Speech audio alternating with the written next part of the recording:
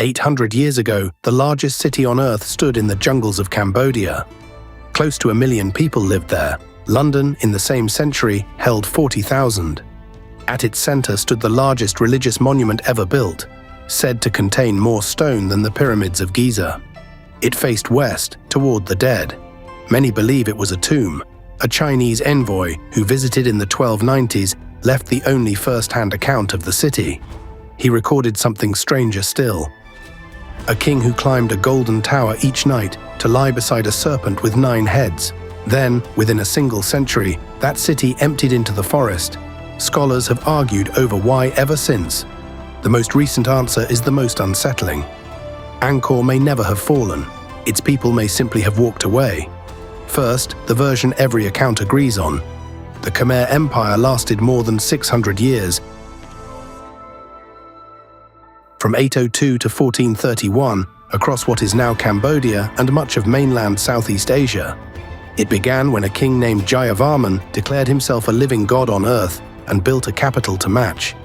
His people diverted rivers into canals and reservoirs and raised temples like carved mountains beside a great lake. One king built Angkor Wat. A century later, Jayavarman VII built a walled city beside it, crowned with giant stone faces. At its height, Angkor was the largest city in the world. Then, across 200 years, it came apart, and the court abandoned it for the south. That is the story everyone tells. The stranger one is in everything it leaves out. For centuries, Angkor looked like a scatter of temples lost in the jungle, grand but isolated. Then, in 2012, an aerial survey rewrote the map. Archaeologists flew the forest with laser scanners, a technique called LiDAR, recording the ground beneath the canopy. Below the trees lay a city, streets and canals in a deliberate grid, running for miles past every temple on record. Angkor was not a temple in the jungle. It was a metropolis roughly 4 times the size of modern New York. The same survey uncovered a second city to the north, mapped for the first time. As many as 750,000 people may have lived here on a single engineered floodplain. Because all of it ran on water, their largest reservoir still holds water 8 centuries later and remains visible from space. That network built Angkor. It may also have destroyed it. At the center stands Angkor Wat, larger than any cathedral or mosque on Earth. Jayavarman II began it around 1122, designed as a model of the Hindu universe in stone. But it breaks the pattern of every temple around it. Most face east, toward the rising sun. Angkor Wat faces west, the direction the Khmer tied to death. Its carvings even read in reverse, the order used in funeral rites. For that reason, many scholars doubt it was ever a temple at all. They believe Jayavarman built it as his tomb. Today it stands at the center of Cambodia's national flag. The empire that built the largest city on Earth left almost no record of itself. Its histories were written on palm leaf and paper, and the climate destroyed them. The temples are covered in carvings, but they do not describe ordinary life. For that, there is a single source. A Chinese envoy named Zhou Daguan, who lived in Angkor for a year in the 1290s. His account is the only eyewitness record of the city that survives.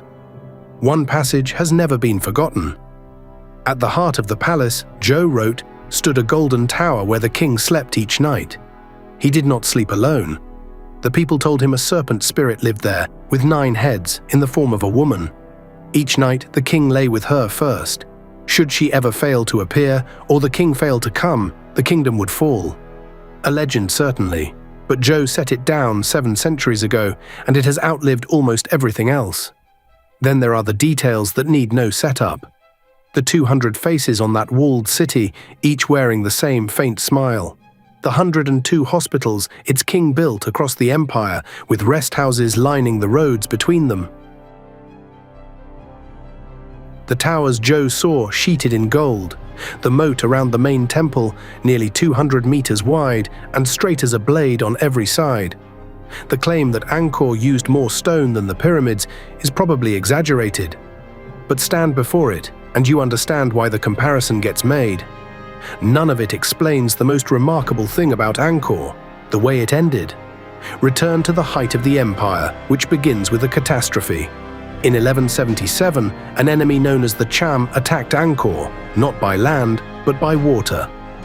They sailed a war fleet across the Great Lake and up the river, and burned the God King's capital to the ground. The holy city sacked by a navy. From that ruin came the most celebrated of all Khmer kings, Jayavarman VII. He was nearly 60 and held no throne, yet he raised an army, won a decisive battle on the water, drove the Cham out, and took the crown in 1181. Then he broke with every god king before him. Jayavarman made Buddhism the state religion and built at the pace of a man aware of his age. A new walled capital, temples for his mother and his father, hospitals, roads, and rest houses across the kingdom. At its heart rose 200 carved faces, part god of mercy, part portrait of the king, yet every stone of it still served one idea, that the king was divine, which raises the question that undid the empire. What happens when that belief dies? It died slowly and from below. While the kings carved themselves as gods, a quieter form of Buddhism was spreading among ordinary people. It promised a personal path to peace and recognized no god-king. That idea dissolved the foundation the whole system rested on. A king who is not a god needs no mountain of carved stone to prove it. He needs no army of priests and no treasury to pay them. The change is visible in the stone itself. The great building projects stop. The last royal inscription in Sanskrit is dated 1327.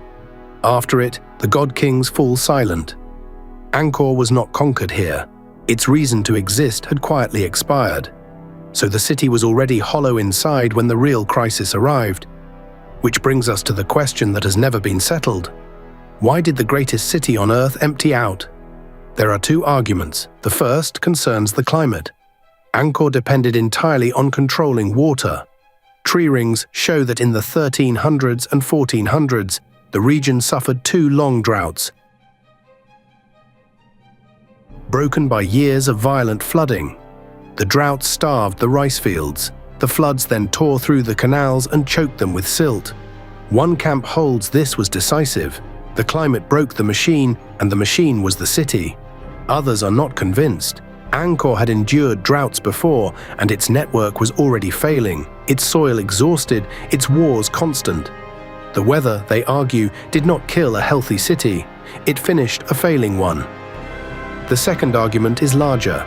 It is the reason historians now place the word collapse in quotation marks. The traditional account ends in 1431, when a kingdom from what is now Thailand sacked Angkor, and the Khmer abandoned it. A sudden, decisive fall. The evidence in the ground tells a different story. Sediment cores from the old moats show the city declining for decades before 1431. The newest reading is also the quietest. No one destroyed Angkor. Its elite chose to leave, drifting south toward the river trade with China. Less a fall than a slow, deliberate departure. Or perhaps the droughts, the trade, and the dying religion each played a part. The historians have not agreed. One point, however, is certain. Angkor was never lost. For a century, the West told a story of a French explorer stumbling on a forgotten city in 1860. It was never true. Buddhist monks had worshipped there without interruption, and the temple had never left the nation's flag. Angkor was lost only to the outsiders who arrived late and wrote the histories. So consider what remains. The empire that built Angkor lasted 600 years. The temple at its center has now outlasted that empire by 600 more. It still stands, still draws worshippers, still fills with visitors at dawn. And the argument over how it ended may outlast the temple itself. So the question is yours. What emptied the greatest city in the world? The drought, the trade, or the dying god? Tell me below.